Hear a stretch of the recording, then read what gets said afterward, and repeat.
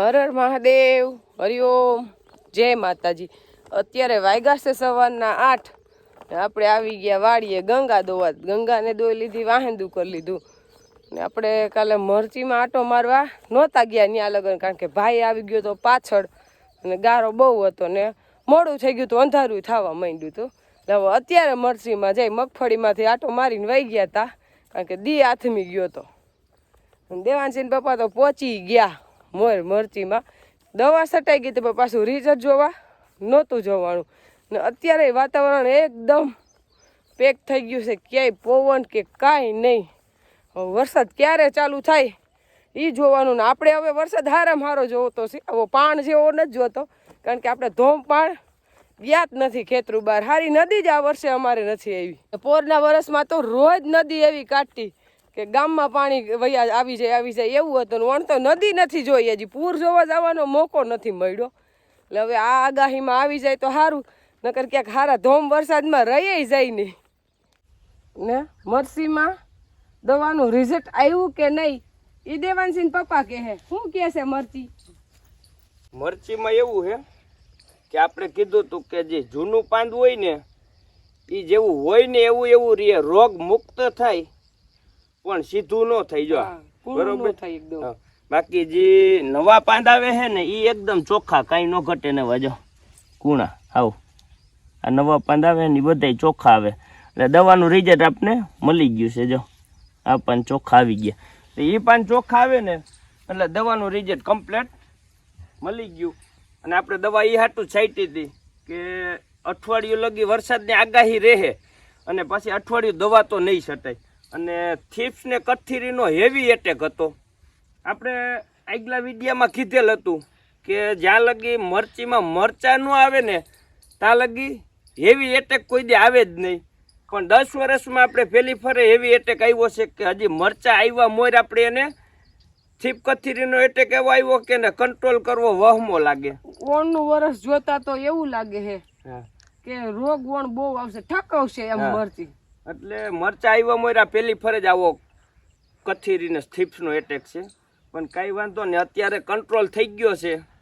હવે પાછું આનું રિઝલ્ટ કેટલા દી રહીએ અને અથવા વાતાવરણ ફરી જાય, આપણે ક્યાંક બહારગામ ગયા હોય અને શરદીને ઉધરો થઈ જાય, ગરું પકડાઈ જાય, જેમ મારું પકડાઈ ગયું એમ। આપણે બહાર ફર્યા, હમણાં પ્રેમપરા ગયા હતા, ત્યાંથી આવીને પાછા જુનાગઢ ગયા ને ભાખરવડ ગયા ને, એટલે વાતાવરણ ફર્યું એટલે આપણે શરીરને વાતાવરણ સેટ ન થાય, એટલે આપણે તબિયત ફેરફાર થાય એમ। આને અત્યારે વાતાવરણ ફર્યું છે, વરસાદી માહોલ થઈ ગયો છે, તો કદાચ વાતાવરણ ફેર થાય તો રોગ વહી જાય, એવું નથી કે એમને રહી જાય।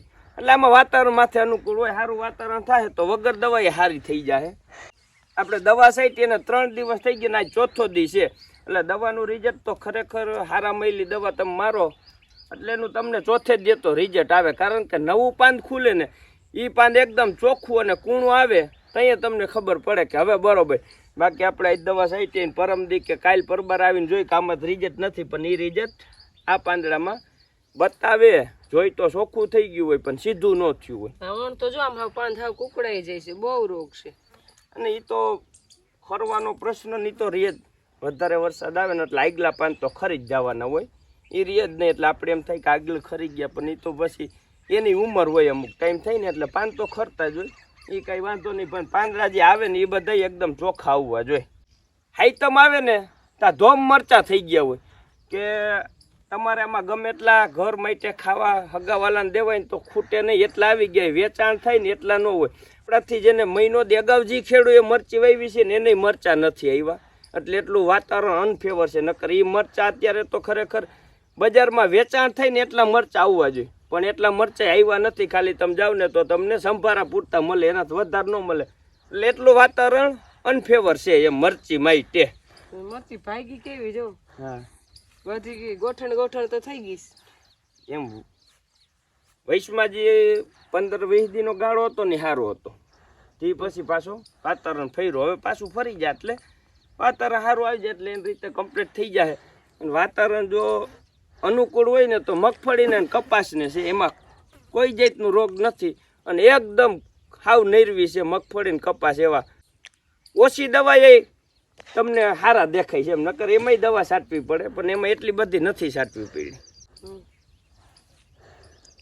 અને ચોરી જો એકદમ સરસ ઉગાવો આવ્યો છે.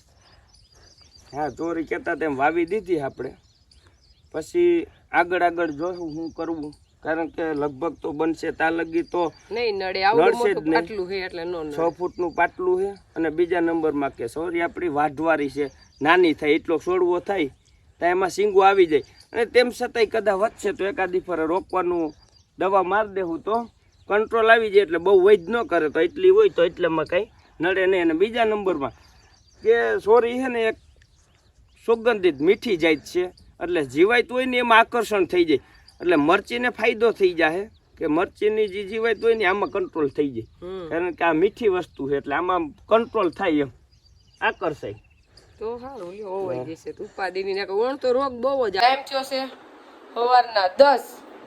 આપણે રૂહી દેવાંશી તૈયાર થઈ ગઈ ને એનો સામાન તૈયાર થઈ ગયો, એટલે આપણે હવે એને હોસ્ટેલે મૂકવા જવાનું છે.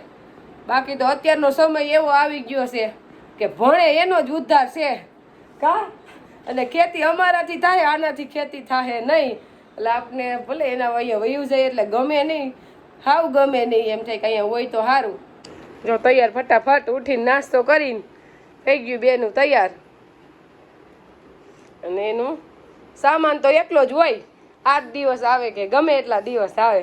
ને આ વખતે વધુ એમ છે કે ચણિયા ચોર્યું ને શિક્ષક દિનની સાડી ને એ બધું લઈને જાય છે ને એટલે વધુ છે. એવી હિંમતવાળી થઈ ગયું છે કે હું ઢીલી પડી જા, પણ હવે એ ઢીલિયું નથી પડતું. હાલ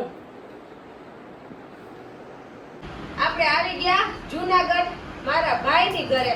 હવે તો ભાભીને એમ ન કેવું પડે કેદી આવશે, આવા ના જ, કારણ કે આપણે રૂઈ દેવાસી મૂકવા આવ્યા, એટલે અમે બધા જો શ્રેયા અહીંયા આવીને જ ભણે છે, એટલે અમે બધા અહીંયા આવ્યા અને ભજીયાનો પ્રોગ્રામ હતો, એટલે ગરમા ગરમ ભજીયા ખાઈને હવે બધા બેઠા છે.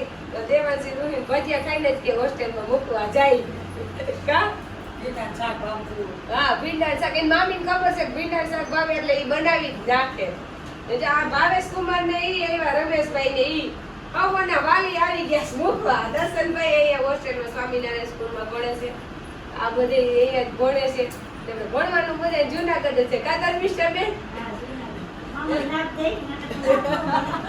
આવો લાભ ન મળે એમ. અને આમ તો અમારે જુનાગઢ બિહારવાની, કારણ કે જરી કઈક કામ હોય તો સીધું ભદ્રેશભાઈ ફોન કરી દેવાનો, એટલે એ હોસ્ટેલે પહોંચી જાય, એટલે આપણે ન પહોંચી પેલા ભદ્રેશભાઈ પહોંચી જાય. તો મેન ફાયદે તો અમારે ઈ જ કઈ ઉપાધિ જ નહીં, ભેગા. એ તો આમાં હું ઘણી પેલા કોમેન્ટ આવતી કે તમારે ભાઈ નથી, પણ હું કોઈ દી એવું માનતી જ નથી કે મારે ભાઈ નથી. મારે તો ભાઈ છે જ, કારણ કે અમને કોઈ દી એવું મહેસૂસ નથી થયું કે ભાઈ નથી. અમારે ભાઈ છે જ, કેમ રમેશભાઈ? આ બધા અમારે ભાઈ જ છે. અને જો કે આવા તો મોટા બાપુજીના દીકરા દુનિયામાં ઓછા જોવા જડે, મારે હગા ભાઈઓથી વિશેષ છે, એટલે દોડી આવીશ. અને વિશેષમાં વિશેષ અમારા ભાભી, ભાઈ તો બધાને વિશેષ જ ભાઈ. કેમ ભાભી? ભાભી સાચવે ને આપણે કોની ભાભીને જ કરવાનું હોય ને અમે આવીશ, કોઈની ભાઈને નથી કર્યા. દેવાંશી રૂહીને હોસ્ટેલે મૂકવા આવી ગયા ને હવે રૂમ ઉપર જવાનું છે. જો દાંત કાઢતા જાય છે, ઈ જ ભણી શકે નહીં.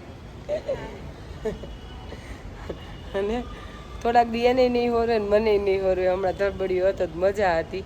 અને અહીંયા ઉપર મને આવવા દે અંદર રૂમ પાસે, પછી પપ્પાને કોઈને પુરુષોને તો અંદર આવવા જ ન દે, એને ગેટ પાસે બાયણે જ ઊભા ને. એટલે આપણે ઠેલાને મુકાવા આવ્યા. હવે બેનું રાબેતા મુજબ પાછું સ્કૂલ ચાલુ થઈ જાય, કાલે જવાનું. હા હાલ આવજો.